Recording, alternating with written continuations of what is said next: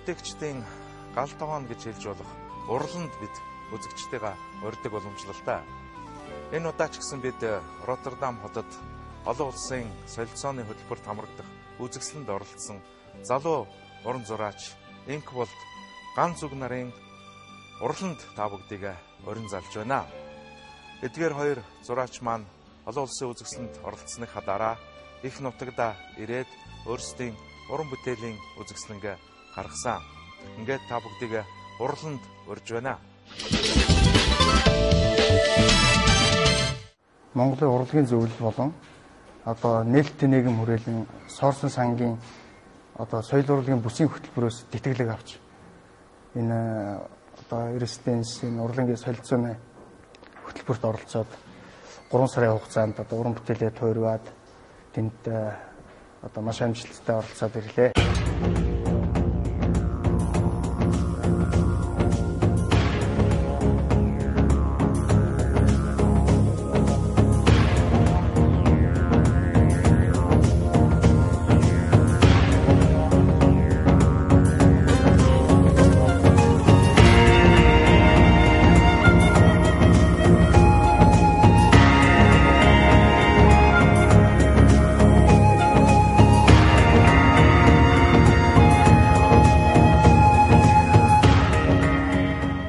Бидний очиход тэр Stitching House of Studies гэдэг яг тэр Роттердам хотод байгаа тэр урлагийн солилцооны байгууллага маань олон улсын одоо 12 орны уран бүтээлчд бидний очиж байрлаж байсан.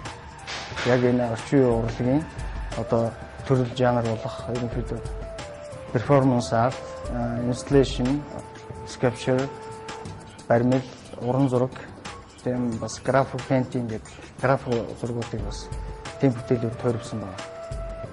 Тэгээд энэ үзэсгэлэнгийн нээлтэн дээр бид хоёр бас тодорхой цаг аваад Монголын нүүдлийн соёл болон Монголын орчин үеийн урлагийн талаар одоо илтгэл тавьсан. Тэр илтгэл бол тэнд байгаа олон улсын уран бүтээлчд болоод тэр Нидерланд улсын ард иргэдэд бол илүү Монголын соёл урлагийн талаар нэгэн тодорхой мэдээлэл өгч чадсан гэж миний зүгээс бодож байгаа. Урлагийн солилцоо гэдэг бол одоо зураач уран бүтээч хүмүүс л одоо яг цаг үеэ олсон. Манайд ялангуяа одоо сүүлийн үеийн шинэ залуу уран бүтээлч цаашдаа одоо ганцхан залуу уран бүтээлч уран бүтээл хийж байгаа хүмүүст маш хэрэгтэй юм хөтөлбөр байгаа. Тэгэхээр энэ бол зүгээр нэг одоо урлан гаргадаг бас одоо томхон үзэсгэлэнгээс арай жоохон өөр урланд ажиллаж тэр урлагтайгаа одоо холбогдсон үзэсгэлэн тавьдгаараа онцлог. Тэгээд тухайн одоо бидний байрлаж байсан одоо урланд 6-7 орны уран бүтээлч цуг байрлаж бүтээлээ хийж одоо үзэсгэлэнгээ гаргаж байсан. Миний хувьд бол тэнд байх хугацаанд бол илүү одоо бүтээл дээрээ цаг илүү их гаргаж ажиллах шинэ санаа олон одоо тийм шийдлүүд санаа шийдүүд гаргасан ажлууд хийгдсэн. Одоо бүтээрийн хувьд бол одоо маш сэтгэл хангалуун байна.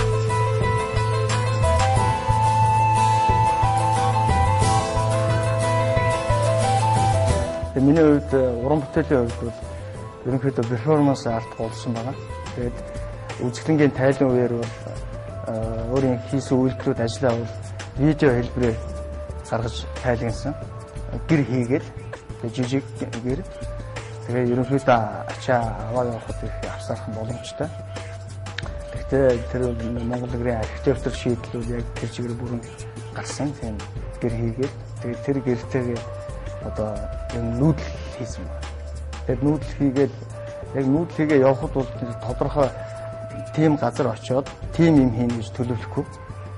Яг очиод тэнд газар одоо далай байна уу, тэ гүүр, музейн гадаа, хот дотор амтан малтай ингээд тэр үйлдэл дээр бол яг ямар сэтгэл төрж байна, ямар мэдрэмж, ямар холбоо харилцаа үүсэх үү гэдэг тэр тухайн газар очисон газараа шууд хөдөлгөөн үүсгэсэн илүү их чухал асуудал болсон.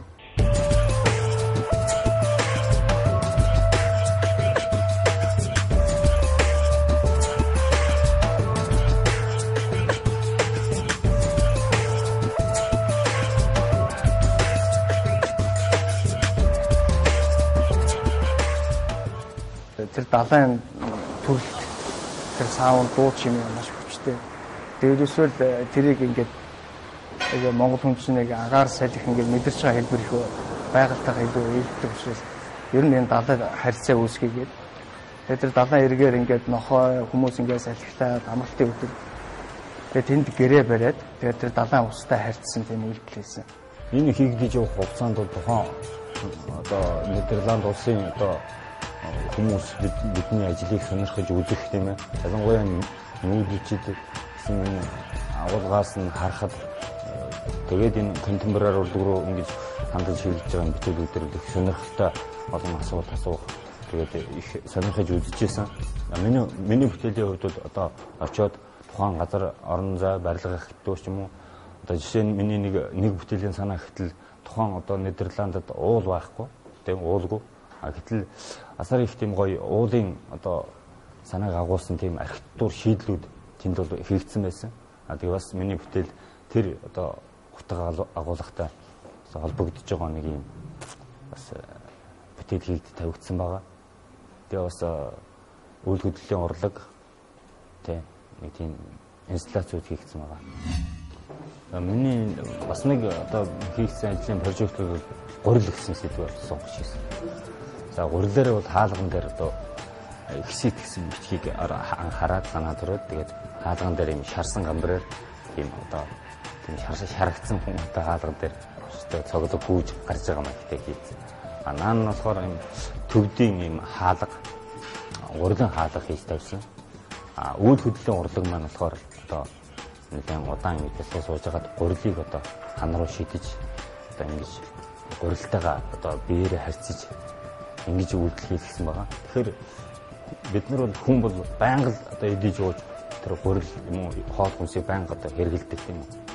Нөгөө талаас тэрийг гурилыг бас хоосонлуудаас хэрэгэлдэг юм ёс заншлаг байна л та. Одоо жишээ нь төвдийн соёлд бол одоо гурилаар балиг хийгээд тэр тухайн хүний муу энерги шингээд хайдаг ч юм уу. Жишээ нь тиймэрхүү бас нэг дотоод сэтгэл болон бүр идэж уух болон тий зэргээр нь бас тэр оюунд яаж хэрэгэлдэг тэрийг юм нэг бас шинжлэж бас өөрийнхөө мэдэрч байгаагаар тэр урлаг болгож гаргах гэсэн юм үйл хийсэн.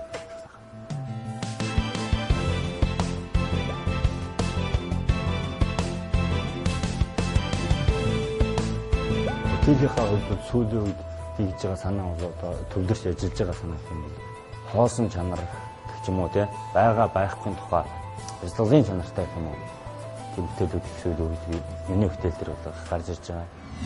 Тэгээ адууны хомооллыг одоо бас тодорхой мэрэгжлийн тийм технологийн ажилтай боловсруулад тийм уран зураг зурсан байгаа. Нэг шийдэл нь бол тийм даун материалыг одоо бас ашиглаж тэгээ тэр хоёрыг холбоод ингэж маш ерөнхий шийдэлтэй юм уран зураг зурсан. Энэ үед бол яг тэр нүүдэл суудлыг яагаад нэрлэлсэн энэ зураг яагаад тэр миний перформанс үйлдвэрт хийж яхад холбоотой байгаа гэдэг нь ерөнхийдөө зургийг харахад бол ер нь жоохон дорн дахины тийм уран амьсгал харагдаж байгаа. Магадгүй зүгээр ингээд санаа яхад тэр даун шийдэлтэй зураг нэг өргөх нэг ингээд хагас тавигдсан шазаалт ч юм уу. Тэгээ адууны баас гэдэг маань адуу гэдэг маань өргөж тэр өртөө улааж бүх юмд ингээд холбогдож ирсэн. Ерөнхийдөө тэр материалын талаас нь бол тэр талаас нь ашигласан. Тэгээд бас тийм нүүдлэх гэдэг утгыг харуулсан гэсэн тийм санаа авсан.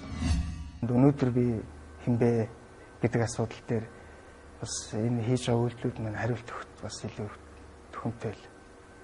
Тэгэхээр энийг үзэгчид одоо Монголын уран бүтээлчд ард эргэж үзсэн тэр Европын орночтой өөр орны улсууд үзсэн ч ерөнхийдөө энэ урлагийн хэлээр бол маш ойлгомжтой байх хэрэгтэй болоод байгаа юм л да. Одоо тэнд очиод ажиллахад бол Европын уран бүтээлчд бол ингээ байгаа. Ерөнхийдөө бидний зүгээс ингээ харахад орчин үеийн шийдэлтэй байгаа. Хийж байгаа уран бүтээлүүд бүгд. Тэгээд тэр санаан дээр бол маш сайн ажиллаж хүнд маш ойлгомжтой үзүүлж чадж байгаа байхгүй.